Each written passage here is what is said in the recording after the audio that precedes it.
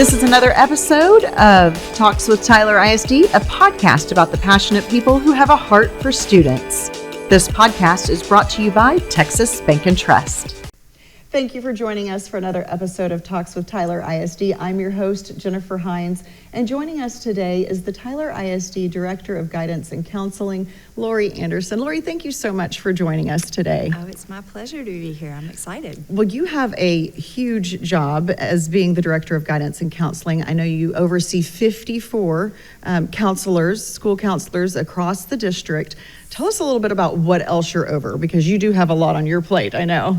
I do. It's an honor to actually get to represent the counselors. I have amazing school counselors and mental health counselors. I'm also over the character education program, trauma-informed care program. I'm head of the district crisis team. Oh, that's right. And also am over the Safe and Supportive Schools program.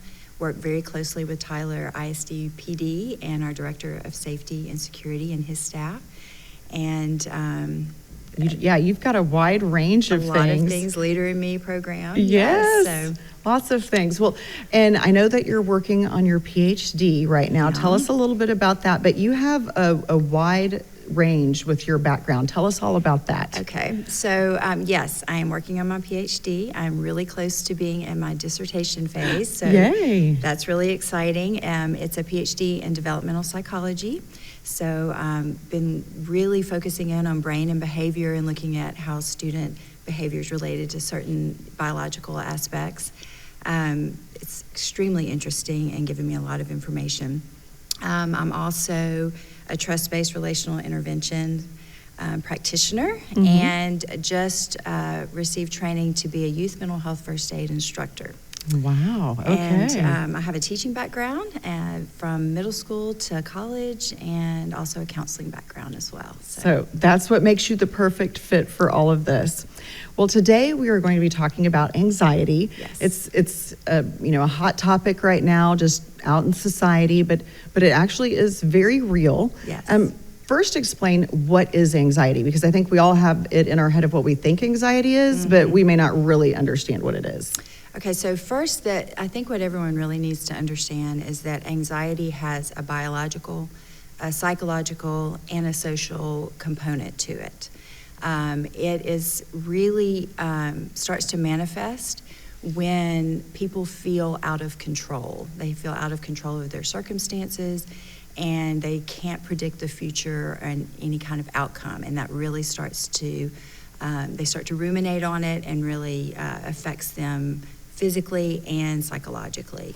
Well, let's talk about what are some of the causes of student anxiety specifically. Okay. One, I think a big one for us is academic pressure. Yeah. This feeling of not living up to certain expectations of parents, teachers, peers. I'm trying to keep up. They have pressure of perfectionism. Yeah. I know, and looking at, things like class rank, and worried about future college applications and getting into the college of choice. So academic pressure is a big one. Yeah, and of course you think of academics, and then of course the other side of it is the social part, especially for those high schoolers. Oh, yes. It's a big part of any academic setting. Absolutely. And social pressure is I would say right up there with academic pressure, and really goes hand in hand, because you think about competition too. But social pressure amongst middle school and high school is just extreme. The pressure to keep up, the pressure to fit in, the pressure to have the right clothing, to not misspeak. To be accepted. Yes, to be accepted. I think that's what they all want. That's a huge thing. And during adolescence, that's probably the most important thing to them, is making sure that they fit in and don't stand out too much. Yeah. Well, thinking of that as they are moving up through the years, that transition from elementary to middle school, and then middle to high school, and then even high school to college, I can see where that would bring on anxiety. Absolutely. Those transition periods, again, if you go back to anxiety and the feeling of out of control and not knowing what's coming, those transitions are really difficult for those kids that already kind of have that struggle. Well, and then even you had mentioned, like, if they don't know about the future, that uncertainty Yes. is another factor. Yes, uncertainty about, and that goes with the transitions, but thinking about, especially for high school students that are preparing for college or career or beyond, not really knowing, first of all, like what to do. Right. Talking with their counselors and doing some career counseling is really great, but like not knowing where they want to go, if they're going to get in, how they're going to pay for school, all of those things are really can cause a lot of anxiety in our students. Well, and I think we also have to look at the element of, okay, we've got the academics, we've got the social, we've got the transitions, but there's also the family dynamic, you know, because the families, we want them right alongside us as we're educating the children, but it's another piece of the puzzle. It is, and the thing that teachers and counselors have to be aware of is that we're not always aware, or we don't always understand what's going on in the family. Things like divorce or any kind of conflict or even financial struggles that they have can all spill over and affect students' emotions and academic performance.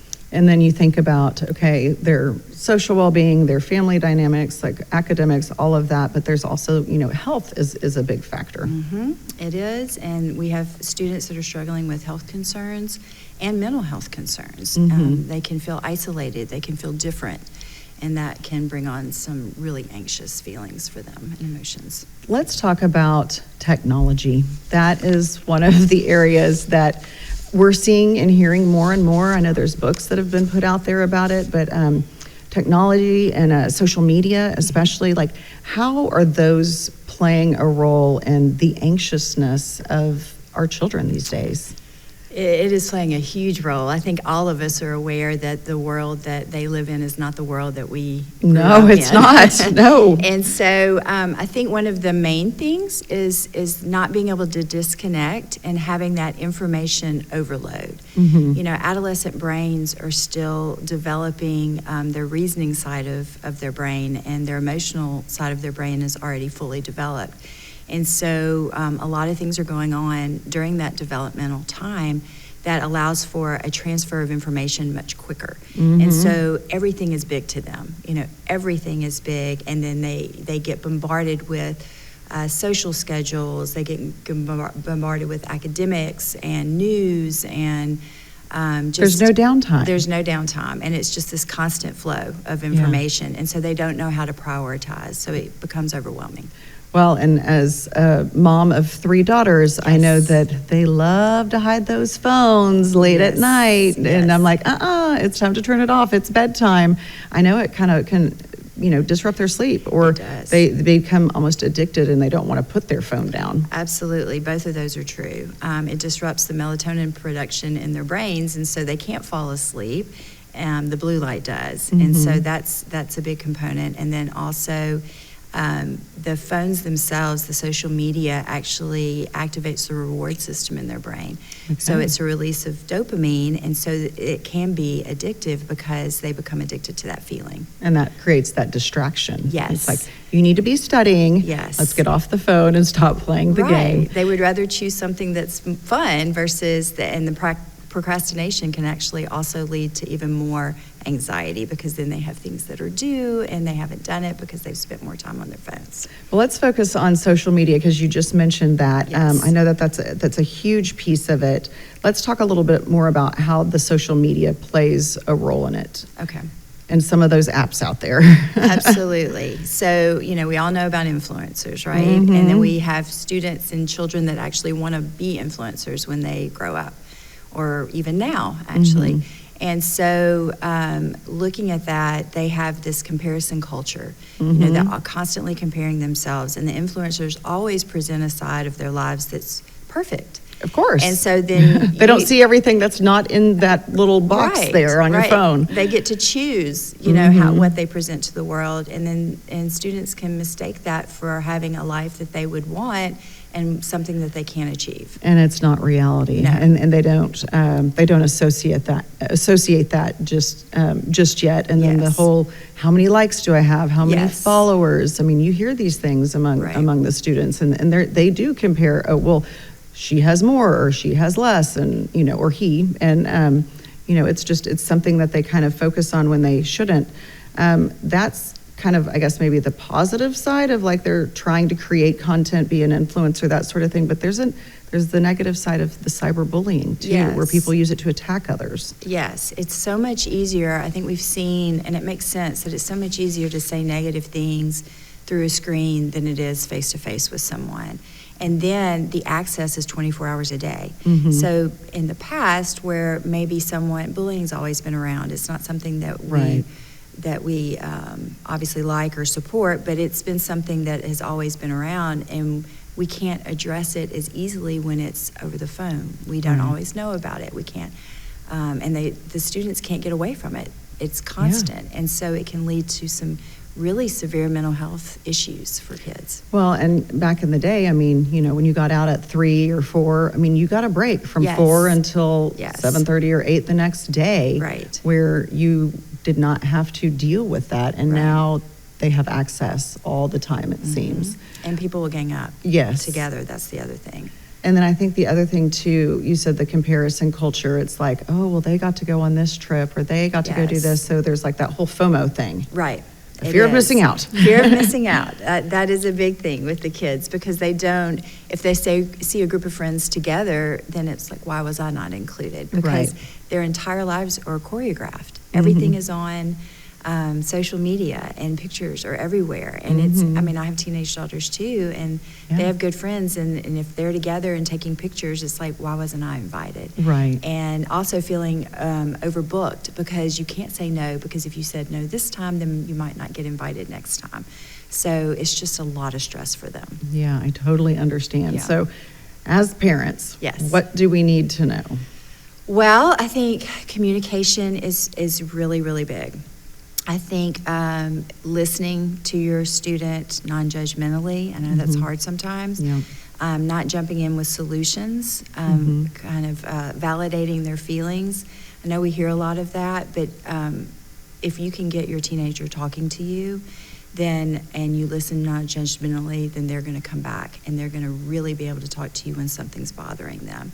And so that's a big piece of that. Yeah, you got to be that safe space. That safe space for your kid, and try to understand. Even if it doesn't make sense to you, just listening and validating is a huge thing. Because we were teenagers in a different world. We were. So it's understanding it from their perspective.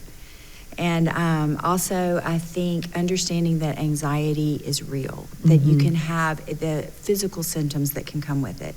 Stomach aches are very, very common, because when we're stressed, our digestion slows down. So these are signs that parents need to be looking for. Yes. So what are all those signs? So stomach aches, headaches because of tension, because everyone is really tense when they're stressed, problems sleeping, irritability, maybe some social withdrawal, not wanting to hang out with friends could actually mean there could be some bullying going on.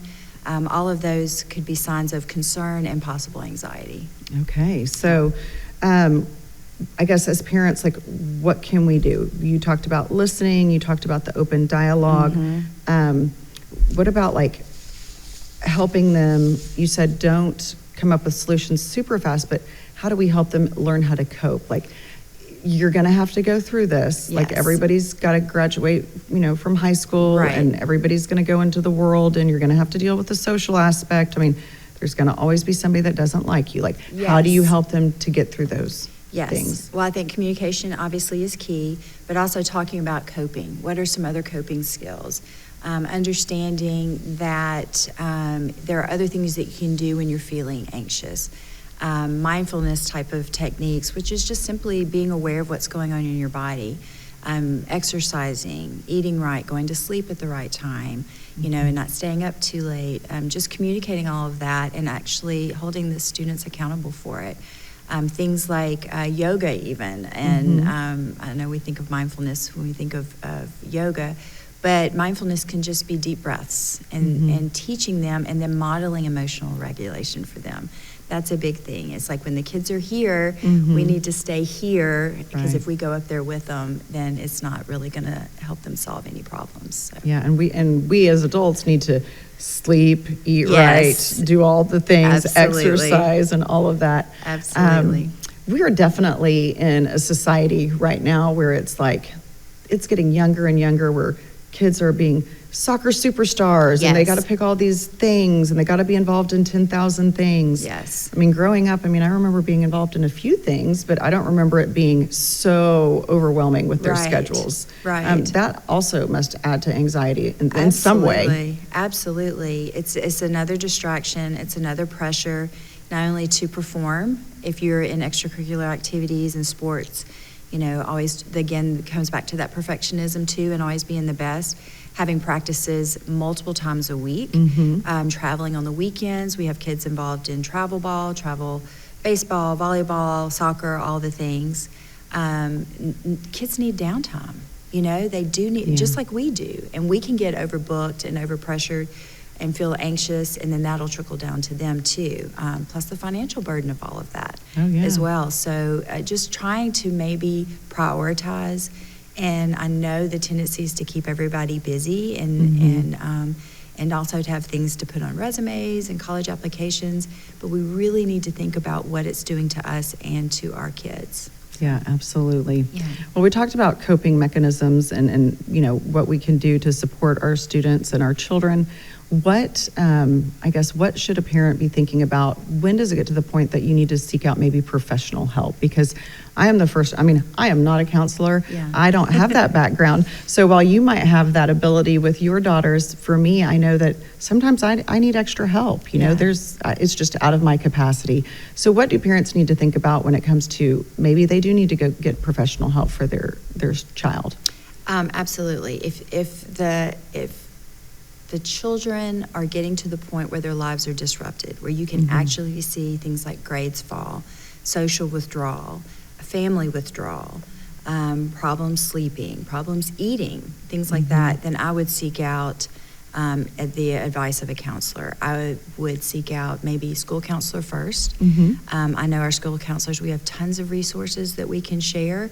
School counselors can do check-ins. We also have mental health counselors that work for our district that can work with your child on individual group therapy, those types of supports. And then we also have community resources. So if it's something where the community, you'd rather have someone outside the school system work with your child, we can refer out.